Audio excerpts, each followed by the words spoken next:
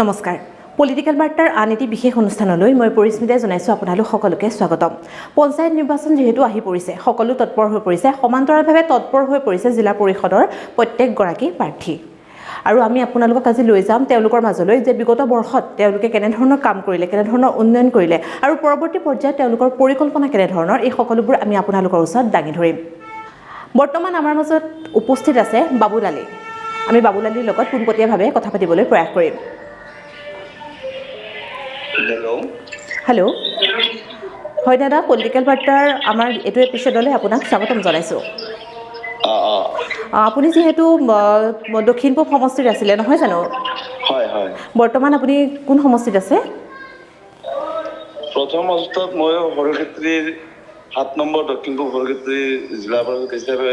বিগত কাৰ্যকালটো আছিলোঁ এতিয়া সমষ্টিৰ ডেলিমিটেশ্যন হৈ যোৱাৰ পিছত হয় চেঙা সমষ্টিত আমি অন্তৰ্ভুক্ত হৈছোঁ চেঙা সমষ্টিত জিলা পৰিষদ এলেকাটো হৈছে আপোনাৰ 19 নম্বৰ হৰিপুৰ জিলা পৰিষদ হয় হয় বিগত দিনসমূহত আপুনি কেনেধৰণৰ উন্নয়ন কৰিলে চাওক মই একেৰাহে 3বাৰকৈ পঞ্চায়তৰ নিৰ্বাচিত হৈছোঁ হয় আৰু এই নিৰ্বাচনৰ ক্ষেত্ৰত যথেষ্ট ৰাইজৰ সহায় সহযোগিতা আৰু মৰম চেনেহৰ মাজত তেওঁলোকে মোক ভোট দি জয়যুক্ত কৰিছিলে আৰু মোৰ এই 3টা কাৰ্যকালত যিমান দূৰ পাৰোঁ মোৰ কাৰ্যকালত মোৰ ক্ষমতাৰ ভিতৰত থকা যিখিনি কাম মই সকলোখিনি ৰাইজৰ লগত সহায় সহযোগিতাৰে কৰিছোঁ যাৰ বাবে নেকি ৰাইজে বাৰে বাৰে মোক নিৰ্বাচিত কৰিছে তেওঁলোকে বাৰে বাৰে মোক প্ৰতিনিধি হিচাপে নিৰ্বাচিত কৰিছে পৰৱৰ্তী পৰ্যায়ত আপোনাৰ কেনেধৰণৰ পৰিকল্পনা আছে আগন্তুক দিনত আকৌ মই হৰিপুৰ জিলা পৰিষদৰ পৰা নিৰ্বাচনত খেলিবলৈ আশা প্ৰকাশ কৰিছোঁ এই ক্ষেত্ৰত আমাৰ দলীয় হাইকমাণ্ডে আমি সদায় হাইকমাণ্ড মানি চলাত দলীয় হাইকমাণ্ডে যদি মোক আকৌ এবাৰ নিৰ্বাচন খেলাৰ কাৰণে সুযোগ দিয়ে মই নিশ্চয় ৰাইজৰ সহায় সহযোগিতাত মই নিৰ্বাচন খেলিবলৈ প্ৰস্তুত হৈ আছোঁ গতিকে এই ক্ষেত্ৰত মোৰ এটা আশা যে দলীয় কৰ্তৃপক্ষই বা আমাৰ হাইকমাণ্ডে মোক আকৌ এবাৰ দলীয় টিকেট প্ৰদান কৰিব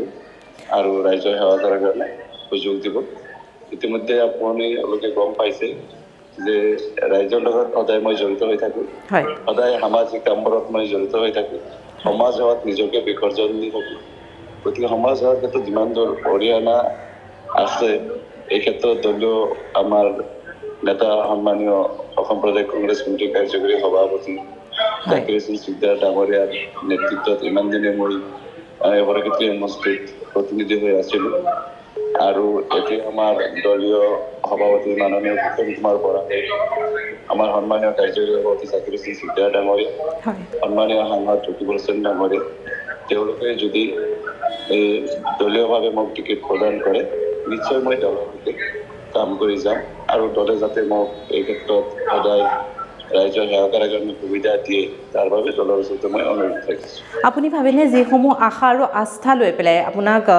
যিসমূহ আশা আৰু আস্থা জনসাধাৰণে আপোনাৰ ওপৰত ৰাখিছে সেই সকলোবোৰ পূৰণ কৰাত আপুনি সফল হৈছে বুলি আপুনি ভাবেনে মই এই কথাখিনি এইকাৰণেই কৈছোঁ যে পঞ্চায়তৰ প্ৰতিনিধি একেৰাহে 3বাৰকৈ হোৱাটো ইমান সহজ কথা নহয় হয় সেইবাবেই সুধিলোঁ মই আপোনাক নিশ্চয় ৰাইজৰ কাম কৰাৰ কাৰণে বা ৰাইজৰ লগত সহায় সহযোগিতা থকাৰ কাৰণে ৰাইজে বাৰে বাৰে মৰম আৰু চেনেহ কৰিছে তেওঁলোকৰ দোৱা আৰু আশীৰ্বাদত বাৰে বাৰে প্ৰতিনিধিত্ব হৈছোঁ মই অসমৰ ভিতৰতে মই কনিষ্ঠতম প্ৰতিনিধি হিচাপে মোৰ 18 বছৰ বয়সতে মই প্ৰতিনিধি হিচাপে নিৰ্বাচিত হৈছিলোঁ আৰু মাজত এবাৰ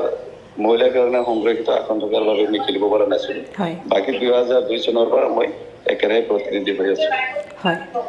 আমাৰ এই অনুষ্ঠানৰ পৰা আপোনাক ধন্যবাদ জনাইছোঁ আৰু অনাগত দিনসমূহৰ আপোনালৈ বহুত বহুত শুভেচ্ছা জনালোঁ ধন্যবাদ আপোনালোকৰ শুভ হওক এনেধৰণৰ বহু বাৰ্তালৈ আমি আপোনালোকৰ মাজলৈ আহিম গতিকে আপোনালোকে চাই থাকিব পলিটিক্যাল বাৰ্তা লাইক কৰাৰ লগতে কমেণ্ট কৰিবলৈ কিন্তু নাপাহৰিব আৰু ভিডিঅ'টো ভাল লাগিলে শ্বেয়াৰ কৰিব ধন্যবাদ